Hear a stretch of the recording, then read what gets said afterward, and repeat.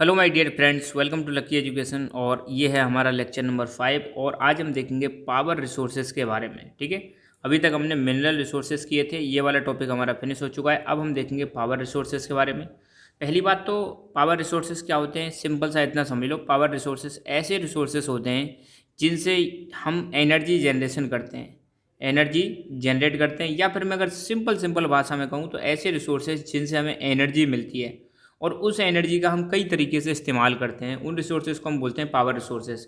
हो सकता है ये एनर्जी हमें डीजल पेट्रोल के जो व्हीकल्स हैं वहाँ पर यूज करते हैं। आपने देखा होगा डीजल पेट्रोल के जो व्हीकल्स होते हैं वहाँ पर हम डीजल और पेट्रोल एक फ्यूल की तरह इस्तेमाल करते हैं, जो कि एक पावर रिसोर्स है जिससे गाड़ी को क्या मिलती है, एनर्जी मिलती है और गाड़ी चलती है। ठीक है, हो सकता है हम कोयले का इस्तेमाल करते हो, गांव में आपने देखा होगा कोयले का इस्तेमाल करते हैं या लकड़ी का इस्तेमाल करते हैं जिससे एनर्जी मिलती है और घर में खाना वाना बनाया जाता है। ठीक है, किचन में आपने देखा होगा एलपीजी सिलेंडर का इस्तेमाल करते हैं, ये भी पावर है, यहाँ भी आपको एनर्जी की ज़रूरत पड़ती है खाना बनाने के लिए। सीएनजी का इस्तेमाल आपने देखा होगा, अपने जो बस होती हैं, ऑटो होते हैं, या आजकल जितने भी व्हीकल्स आ रहे हैं वो सीएनजी के व्हीकल्स आ रहे हैं। जनरली ज़्यादातर सीएनजी का भी ऑप्शन रहता है, वहाँ पर भी आपको पावर की ज़रूरत पड़ती है। या हम इलेक्ट्रिसिटी का जनरेशन भी करते हैं। किसका जनरेशन करते हैं, बिजली उत्पादन भी करते हैं। तो बिजली उत्पादन में भी जिन रिसोर्सेज का इस्तेमाल करते हैं उनको हम क्या बोलते हैं, पावर रिसोर्सेज। तो पावर रिसोर्सेज जो हैं इनका बहुत ज़्यादा यूज है आज की डेट में। हमारे आसपास यही रिसोर्सेज हैं जिनसे हमें पावर मिलती है, चाहे वो खाना बनाने के लिए हो या वो ट्रांसपोर्टेशन में हो या फिर इलेक्ट्रिसिटी के रूप में हो। जितनी भी पावर हमें मिल रही है वो पावर कहाँ से आ रही है, वो पावर रिसोर्सेज से ही आ रही है। ठीक है, पावर या एनर्जी, इसका बहुत ही बड़ा रोल है हमारी ज़िंदगी में। बिना पावर के तो आपको पता है हालत ख़राब हो जाएगी। अगर इलेक्ट्रिसिटी 2-3 घंटे के लिए चले जाती है तो अपनी हालत ख़राब हो जाती है। ठीक है, तो हमारी जो डे टू डे नीड्स हैं वो कहाँ से फुलफ़िल होती हैं, पावर की, पावर रिसोर्सेज से ही फुलफ़िल होती हैं। हमारी जो पावर है उसका इस्तेमाल इंडस्ट्री में किया जाता है, एग्रीकल्चर में किया जाता है, ट्रांसपोर्ट सेक्टर में किया जाता है, कम्युनिकेशन में इस्तेमाल किया जाता है, डिफेंस में किया जाता है। हर जगह पर हमें किसकी ज़रूरत पड़ती है, पावर की ज़रूरत पड़ती है। और पावर बनाने के लिए पावर रिसोर्सेज की ज़रूरत पड़ती है। तो जो पावर रिसोर्सेज हैं उनको हम दो भागों में क्लासीफाई कर सकते हैं। एक तो होते हैं कन्वेंशनल रिसोर्सेज और दूसरे हैं नॉन कन्वेंशनल रिसोर्सेज। कन्वेंशनल मतलब ऐसे रिसोर्सेज जिनको हम कई सालों से इस्तेमाल करते हुए आ रहे हैं, बहुत लंबे समय से इस्तेमाल करते हुए आ रहे हैं, उन रिसोर्सेज को हम बोलेंगे कन्वेंशनल रिसोर्सेज। और ऐसे रिसोर्सेज जिनको हमने हाल फिलहाल यूज़ करना स्टार्ट किया है, पिछले कुछ डिकेड्स में यूज़ करना स्टार्ट किया है, पिछले 50-100 सालों में यूज़ करना स्टार्ट किया, उनको हम क्या बोलते हैं, नॉन कन्वेंशनल रिसोर्सेज बोलेंगे। ठीक है, तो सबसे पहले थोड़ा सा हम देखेंगे कन्वेंशनल रिसोर्सेज के बारे में। कन्वेंशनल रिसोर्सेज, इनको हम पारंपरिक रिसोर्सेज भी कहते हैं। ठीक है ना, मतलब परंपरा से यूज करते आ रहे हैं, बहुत सालों से यूज करते आ रहे हैं, उनको हम बोलते हैं कन्वेंशनल रिसोर्सेज। ठीक है, तो conventional resources of energy are those which has been common use for long time, in common use for long time. ऐसे रिसोर्सेज जिनको बहुत लंबे समय से हम आम यूज में हम उपयोग करते आ रहे हैं, उनको हम क्या बोलते हैं, कन्वेंशनल रिसोर्सेज। ध्यान देना दोबारा, for a long time, but लंबे समय से इनका हम क्या करते आ रहे हैं, इस्तेमाल करते हुए आ रहे हैं, ऐसे रिसोर्सेज को हम बोलते हैं कन्वेंशनल रिसोर्सेज। अब कन्वेंशनल रिसोर्सेज की कैटेगरी में मेनली दो रिसोर्सेज आते हैं। एक तो आते हैं हमारे फायरवुड और दूसरे आते हैं फॉजिल फ्यूल्स। ध्यान रखना, फायरवुड मतलब लकड़ी।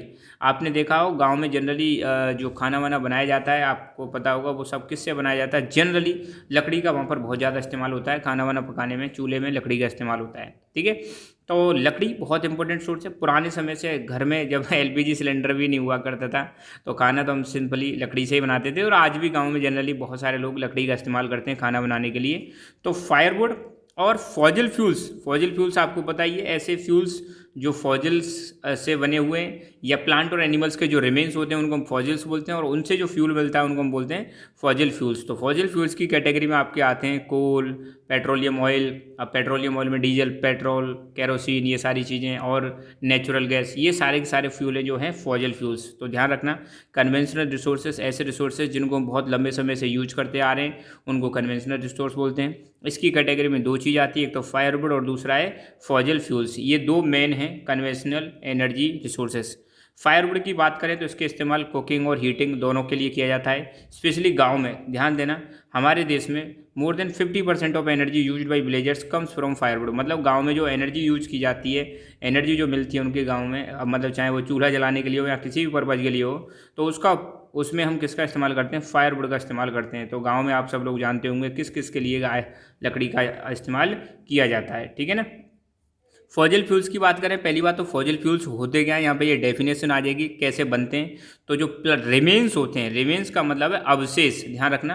प्लांट और एनिमल्स, अब सिंपल सी बात है, प्लांट टूटने के बाद जो नीचे गिर जाएगा तो वो प्लांट का अवशेष, और एनिमल्स मतलब मरने के बाद उनके जो रिमेन्स होते हैं उनको अवशेष बोलते हैं। तो प्लांट और एनिमल ये बनते कैसे हैं, अब ध्यान रखना, बनने का यहाँ पे प्रोसेस बताया गया है। फॉसिल फ्यूल कैसे बनते हैं, जब प्लांट्स और एनिमल्स के रिमेन्स को बहुत सालों तक, मिलियंस ऑफ ईयर्स तक बरीड कर दिया जाए, दफना दिया जाए। बड़ी बरी, देखो ये एक्चुअली इससे आया बरी से, बरी का मतलब है दफनाना, और वरीड मतलब जब प्लांट और एनिमल्स को बहुत लंबे समय तक पृथ्वी के नीचे दफना दिया जाए तो वो हीट और प्रेशर की वजह से किस में कन्वर्ट हो जाते हैं, फॉसिल फ्यूल्स में। तो ध्यान रखना, फॉसिल फ्यूल्स किससे बनते हैं, प्लांट और एनिमल के रिमेन से। जब इनको धरती के अंदर दफना दिया जाता है, या धरती के अंदर जब ये दब जाते हैं किसी कारणवश, तो हीट एंड प्रेशर की वजह से यही रिमेन्स जो है प्लांट और एनिमल के किस में कन्वर्ट हो जाते हैं, फॉसिल फ्यूल्स। तो सिंपल सी डेफिनेशन है, क्वेश्चन बन सकता है how fossil fuels are formed. तो आपको बताना है the remains of plants and animals which were buried under the earth for millions of years got converted by heat and pressure into fossil fuels. तो heat and pressure की वजह से यही plant और एनिमल्स लंबे समय बाद, मिलियंस ऑफ ईयर्स बाद, मतलब करोड़ों सालों बाद ये किसमें बदल जाते हैं, फॉसिल फ्यूल्स।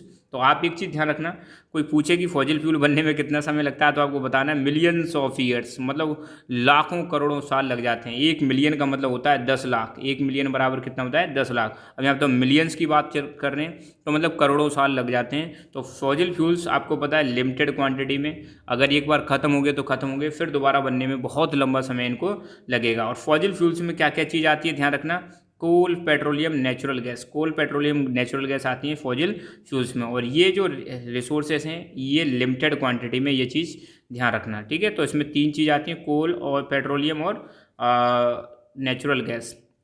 तो ये कोल है, पेट्रोलियम आपने देखी होगी। एक्चुअली जो पेट्रोलियम यहाँ पे, जिस पेट्रोलियम ऑयल की हम बात कर रहे हैं वो एक्चुअली क्रूड ऑयल है, कच्चा तेल है। जब ये कच्चा तेल जाता है रिफाइनरी में, और रिफाइनरी में वो प्रोसेस होने के बाद डीजल, पेट्रोल, केरोसिन, इन सारी चीज़ों में वो कन्वर्ट हो जाता है, ठीक है। और एलपीजी आपको बताइए, घरों में जो सिलेंडर होता है लिक्विफाइड पेट्रोलियम गैस, और ये होती है कंप्रेस्ड नेचुरल गैस, ये व्हीकल्स में इस्तेमाल करते हैं, और ये भी व्हीकल्स में इस्तेमाल होते हैं, डीजल, पेट्रोल आपने देखा होगा, ठीक है। अब एक समस्या है, यहाँ पर एक समस्या के बारे में बताया जा रहा है कि आज की डेट में आपको पता है हमारी पॉपुलेशन बहुत तेज़ गति से बढ़ती जा रही है, और जैसे जैसे हमारी पॉपुलेशन बढ़ती जा रही है तो पॉपुलेशन फॉसिल फ्यूल्स को बहुत ज़्यादा, बहुत तेज़ गति से इनको क्या कर रही है, कंज्यूम कर रही है।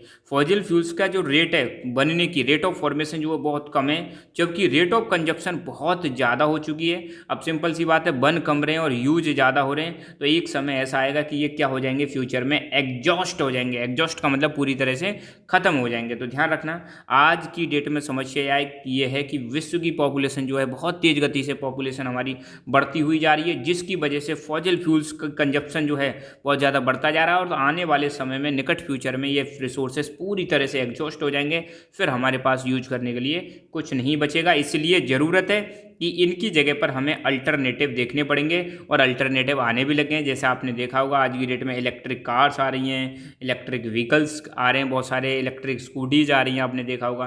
तो इनका प्रचलन अब बढ़ता जा रहा है, और आने वाले समय में आपने देखने को मिलेगा सारी चीज़ें इलेक्ट्रिक हो जाएंगी, ठीक है, या कुछ और नई टेक्नोलॉजी आएंगी जहाँ पर फॉसिल फ्यूल्स का इस्तेमाल ना करके हम न्यू अल्टरनेटिव्स निकालेंगे, ठीक है ना। तो आज के लिए इतना ही, बाकी जो अगला लेक्चर आएगा उसमें सारे के सारे कन्वेंशनल रिसोर्सेज को मैं एक ही वीडियो में करवा दूंगा। हमारे जितने भी नोट्स हैं, जितने भी नोटिफिकेशंस आपको लेने, जो भी हमारी एक्टिविटीज़ हो रही हैं, उनको देखने के लिए आपको क्या करना पड़ेगा, हमारा Telegram channel lucky education join करना पड़ेगा। यहाँ पर आपको सारे अपडेट्स मिलते रहेंगे।